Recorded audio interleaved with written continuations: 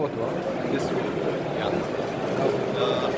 Actually, me and Yasser, we are here in the Saudi Expo for the HVAC-R, and we will have our presentation tomorrow at 5 o'clock. So we just came to see the other products, etc. You can see this how the complete exhibition or the hall is arranged, and we have multiple products here from different manufacturers. So this step towards the construction, etc. is a good step taken by Saudi, where most of the products and manufacturers from different part of the world are contributing, are attending. What is it? No, this one is HVAC-R. This is also including FM including. It's and smoke clean. So it's HVAC. So it's completely construction. Whatever is there in construction, most of the items are given here. So that's what. Now tomorrow, Mr. Ahmad will be speaker. I'll be speaking tomorrow. Energy optimization integration system environment. Correct. I will be assessing for The 5:30 start. Correct. So what I am going to speak on the energy optimization and building ventilation system. This is what the entry pass I got, and that is Yasser. But you know, this one who is making this one Mostly carrier. Okay, so let's see.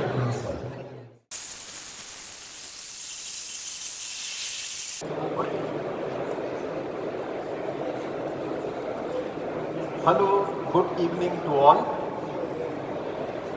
and thanks for the attending to the event. I would also like to thank DMG Events for organizing such an events and giving us the opportunity to speak on this platform. My name is Ahmad, and I represent Consistent Engineering Consultants as Director Operations. Regarding Consistent Engineering Consultants, we are the design and supervision consultant for the complete electromechanical services. We do carry the design and supervision till completion of the project, or till successful handing over of the project. We also carry energy audits. We design the renewable aspects and renewable energy, like the design of solar, implementing those on the projects and getting approval from their respective authorities. Okay, this was regarding Consistent Engineering Consultants, and today I'm going to speak on energy optimization and building ventilation system. Before I start my slides, I'll just take a start from the United Nations and will link my presentation to the Sustainable Development Goals. I'm sure you all are aware about the United Nations and their Sustainable Development Goals, 17 points or 17 goals, which they established in the year 2015. Those 17 Sustainable Development Goals are available in the United Nations web or on the internet, Google, etc. Okay, what is mentioned there, like no poverty, zero hunger, reduced use of energy, good health, and better environment for the human beings, etc., etc. So today, how I'm going to link like energy optimization, how to reduce the use of energy, and then building ventilation system. Building ventilation system, how to achieve a good IAQ, indoor air quality, with more efficient ways and with less energy consumption. So again, if we see energy optimization, it's linked with the goals, our sustainable development goals, which have already been established on the global level, on the continent level, country level. But we as consistent, or maybe other consultant also at organizational level, we have started to at least contribute to certain elements in those goals. So that's how the things may move further. And as per the United Nations, they are going to achieve those goals by 2030 to the maximum possible extent. So I'll start my presentation now. Okay, energy optimization and building ventilation system. The list of contents includes introduction, necessity of IAQ, that is indoor air quality, energy statistics, type of ventilation systems, criteria for designing the ventilation system, factors impacting on energy consumptions due to ventilation, optimization techniques, energy recovery ventilation, case study statistics, energy optimization, new building, as well as retrofits or versus retrofits like existing buildings. Then the consistent perspective and key takeaways.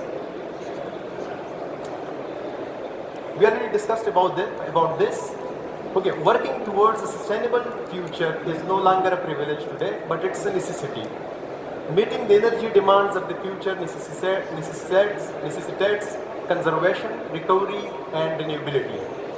Indoor air quality is also a vital component in order to maintain a healthy indoor environment and keep in check the pollutants in the built area or built environment. Ventilation systems are installed to achieve good IAQ, that is indoor air quality. Here, what table we have shown for the necessity of IAQ. If you see the ranges of the air pollutants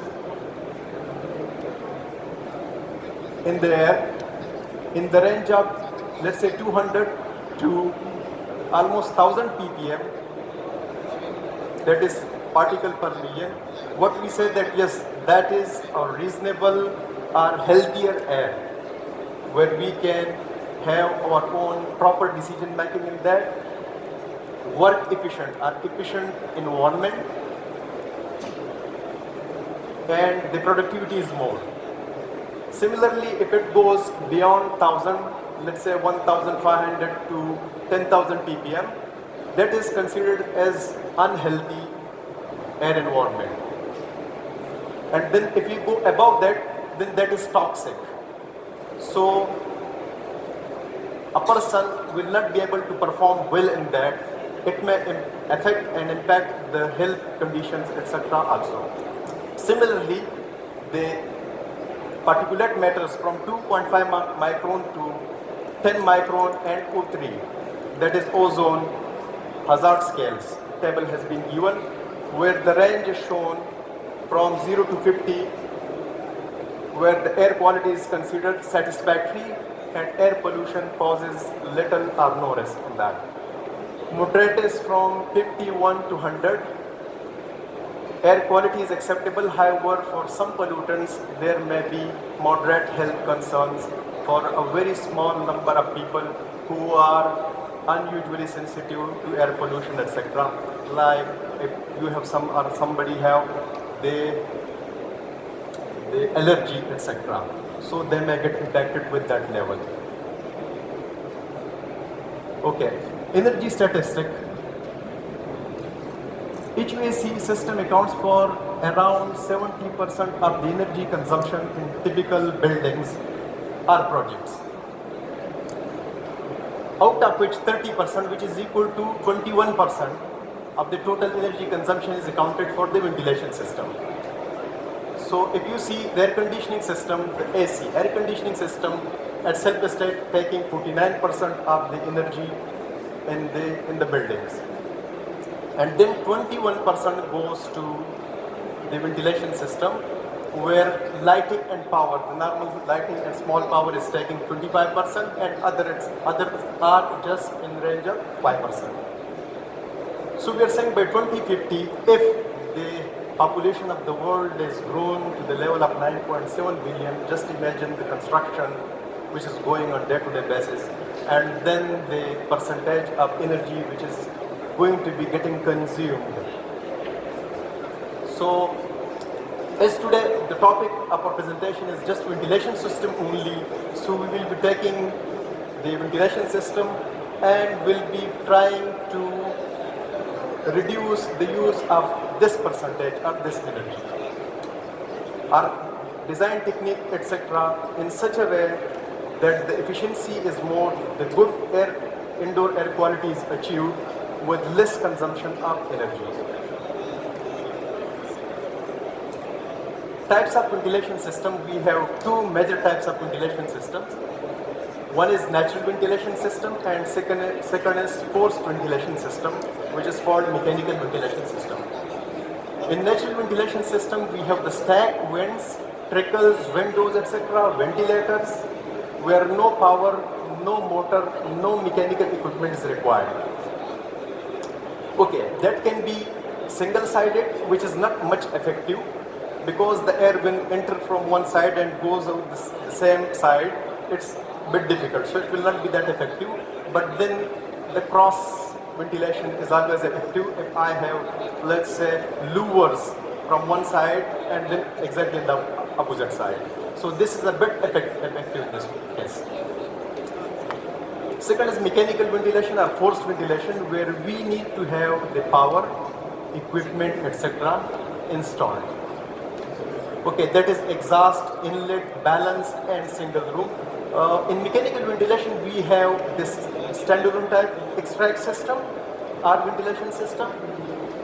We have central ventilation system, decentral ventilation system, central ventilation system without heat recovery wheel, or without heat recovery, or we have the central ventilation system with heat recovery wheels. The same table, but the next slide, the same topic, types of ventilation system. We have one natural, which is with air leakages, door undercut, window small opening, etc., and all those through which the ventilation may come through.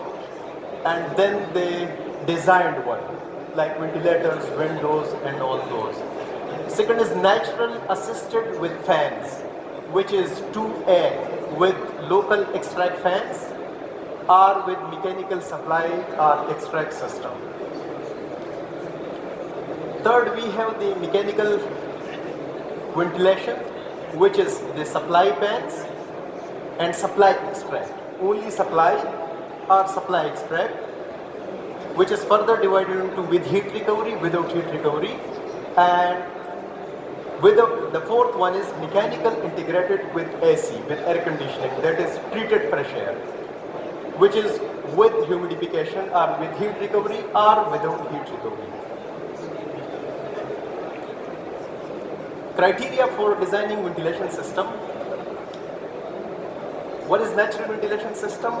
Where we are aware that it's just natural, and the source or the medium is either window, ventilator, or gaps within the wall, doors, and other things, etc.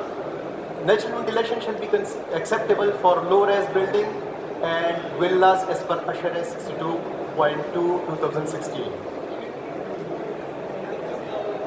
Okay, the low-rise building, like for villa we cannot have the, let's say, pressure handling units or forced ventilation. It can be served, even the ASHRAE accepts the normal natural ventilation system for that. And low-rise building are the building, let's say, from ground till 23 meter up high. Those are called low-rise buildings. So the natural ventilation can be accepted in these two aspects. Mechanical ventilation as per ASHRA 62.1 2019 and 62.2 2016. So mechanical ventilation, forced ventilation are the ventilation where the equipment, the power, the motor, etc. are required. Pressure for each space shall be considered with summation of liter per second per square meter. When the design is carried, the calculations are carried for the area or for the pressure system or for the indoor air system, then the criteria considered is liter per second per square meter and liter per second per person. So the occupancy is also considered in this. Diversity factor are considered for occupancy as per ASHRA standard. Overall pressure requirement optimize the FHU sizing. Diversity on 0.8, 0.9 can be considered for the ventilation system, based on which the equipment size and the coil may get reduced. Carbon dioxide, occupancy sensor, etc. shall be provided for demand control ventilation to achieve energy savings.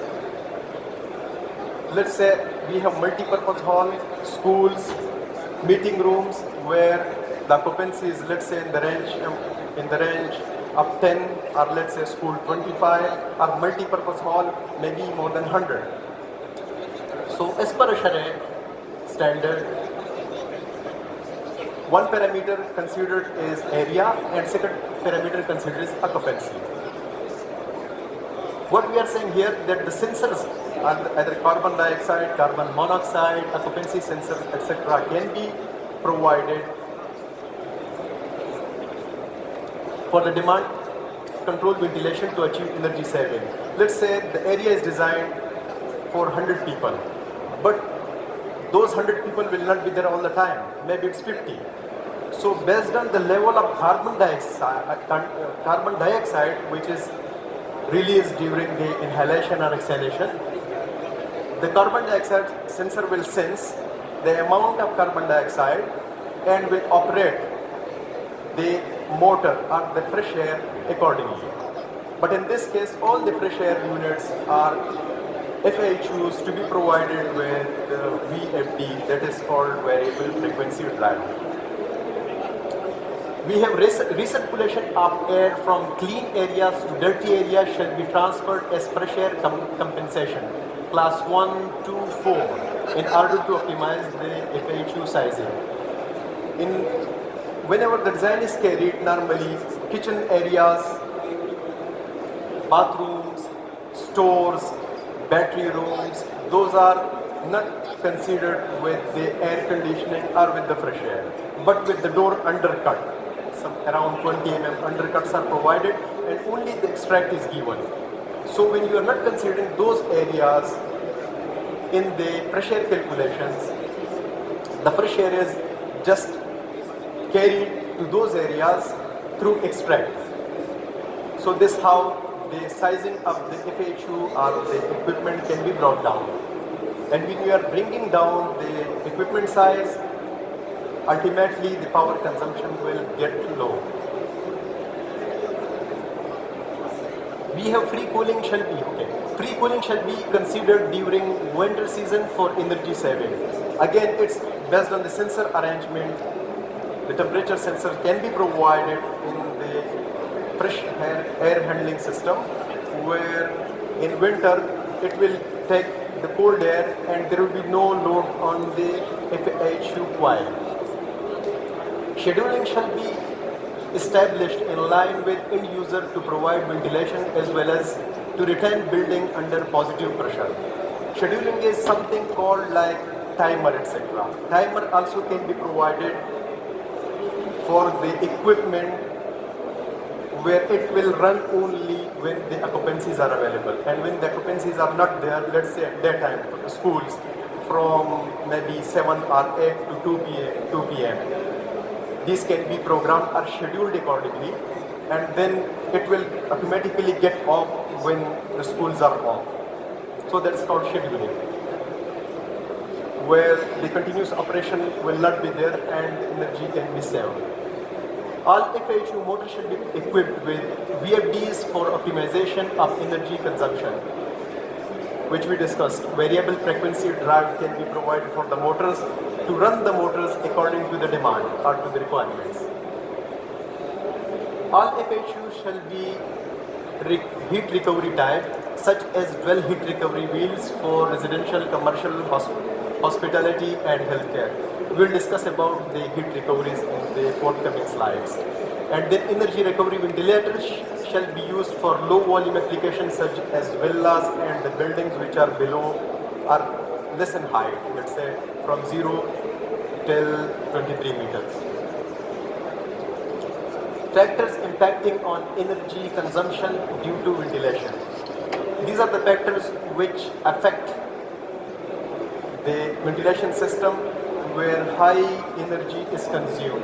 Continuous operation of outside air handling system to cater space requirements, where there is no DCV, demand control ventilation, where timer is not there, where sensors are not there, where scheduling is not there, and your FHU, fresh air, is running 24/7. So this will affect, this will have impact on the energy consumption. Unscheduled ventilation system, again, if timer etc. are not properly provided, it will run continuously and then it will have energy consumption higher. Decentralized ventilation system, centralized ventilation system without energy recovery. Decentralized, the standalone type, where just the extract from the toilets, kitchen, those are given, and that cold air it is sucking and throwing it out to the atmosphere. Centralized ventilation system without energy recovery and improper maintenance of equipment. We have faced in many the existing project retrofits where we have been there for the study, and we have found that there is no maintenance, proper maintenance carried, cleaning up coil, cleaning up filters, etc. And that's how the energy is getting wasted. Optimization techniques. Demand control ventilations. Demand control ventilation allow the system to accommodate times when the room is partially occupied, which we discussed. If I have designed something, let's say for 100 occupancy, and at time there is, let's say, 10 or 20 people, then it should work according to the 20 people only. So this is demand control ventilation. Use of heat recovery. Heat recovery is the recovery wheel or the horseshoe pipe, heat pipe, etc., which are provided in different handling units, which further, during extraction of the cold air from the atmosphere, throwing it outside to the external atmosphere and taking the ambient air, bringing it back to the indoor environment. The wheels are there which exchange the heat between the ambient temperature and the indoor temperature, and that's how the certain degrees are brought down and then transferred to the indoor environment. We'll discuss in the previous slides with the images, so it will be clear.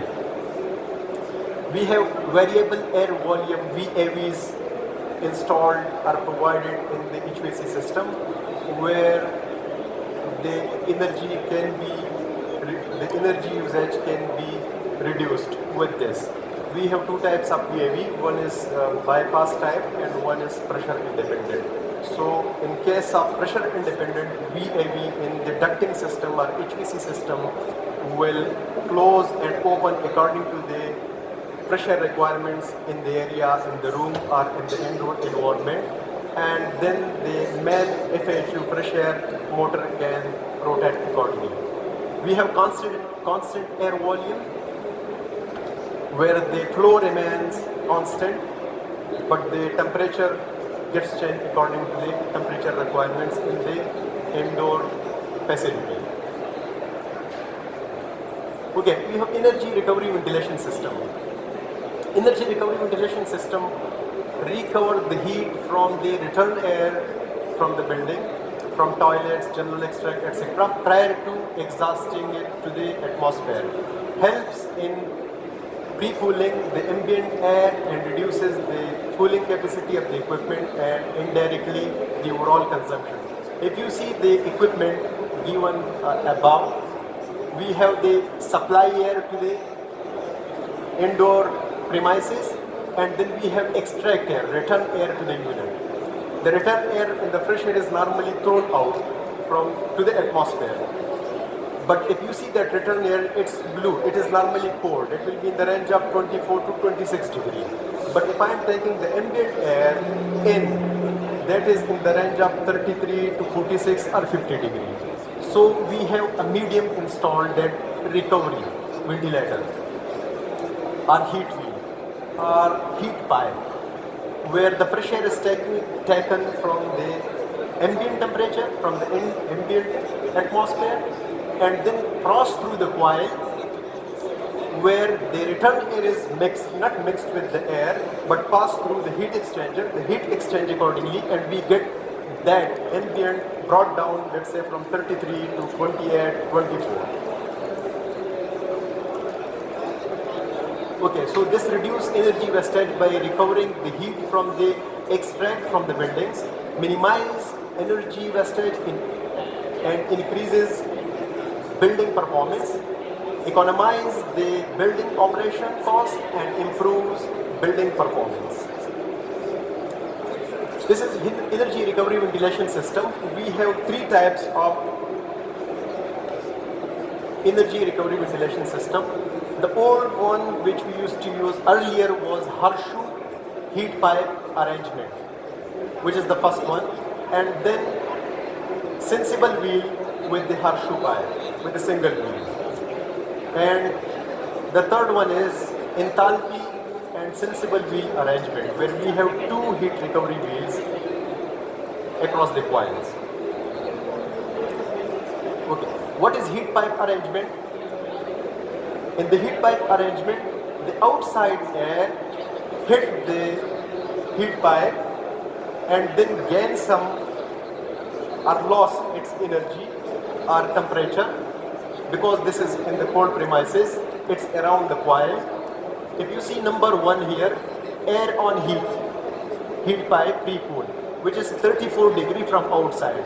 But as soon as it hits the heat coil at the heat pipe, refer to 2, of coil, it comes to 30 degrees. So 4 degrees are reduced from the ambient temperature by hitting or by providing the heat pipe.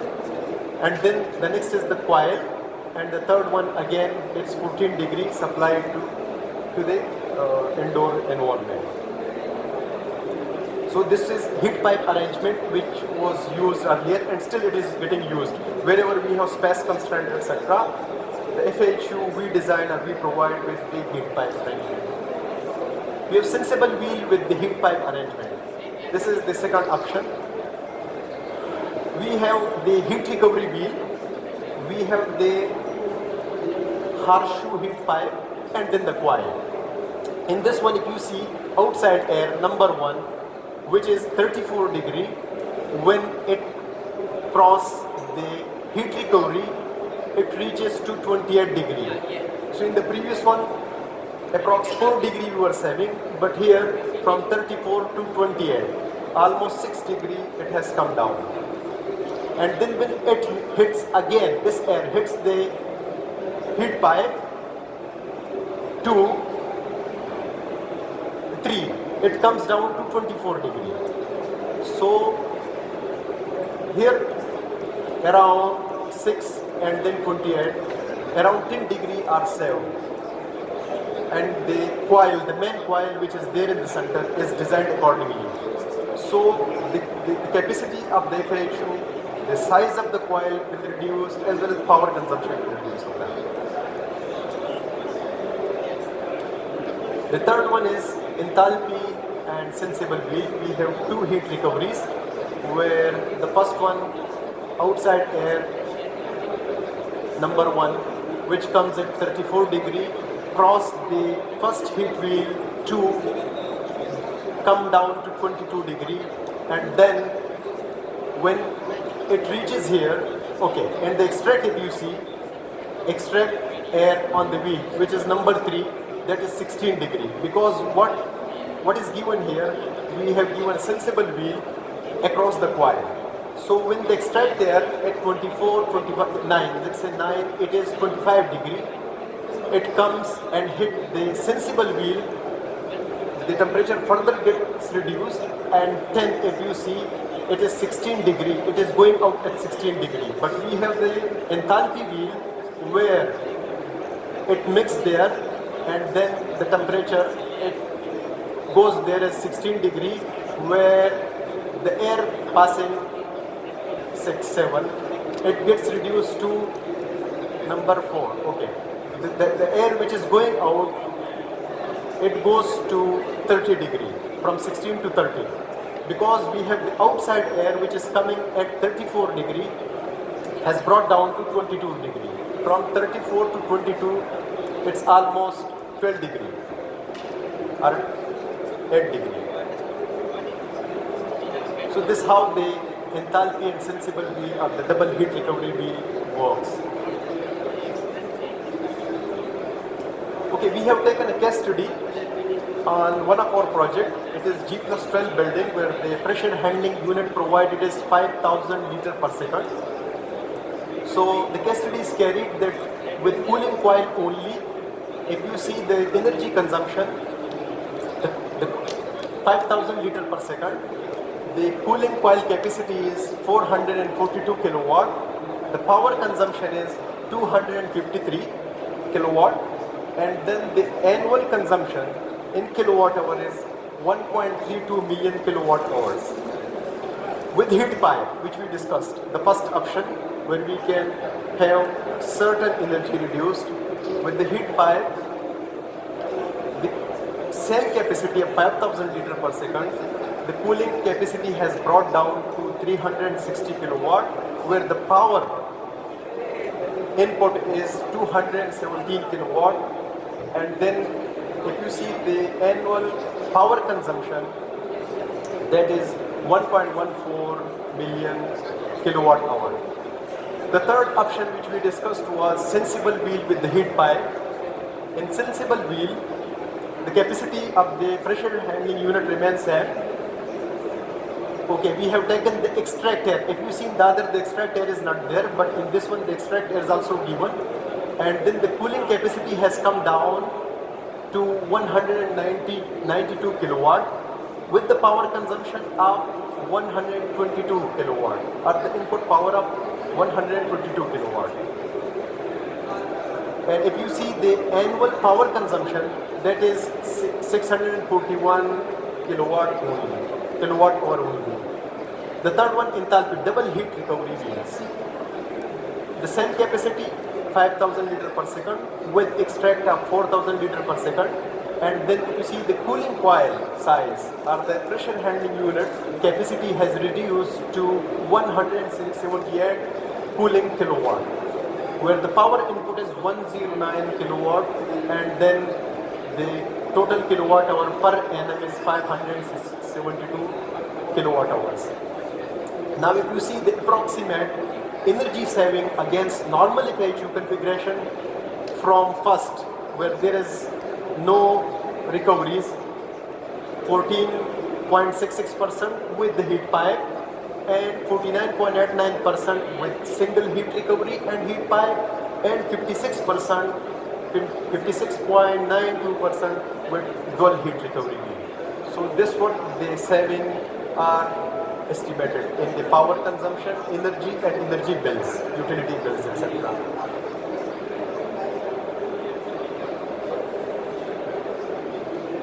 Energy optimization, new building versus retrofits, existing buildings. In the existing building also we need to have the proper indoor air qualities or proper ventilation system, which is, if you go to the cities, urban, rural, those areas, it is not there. In the old building it is not provided, but it is required for our health, for the environment and everything.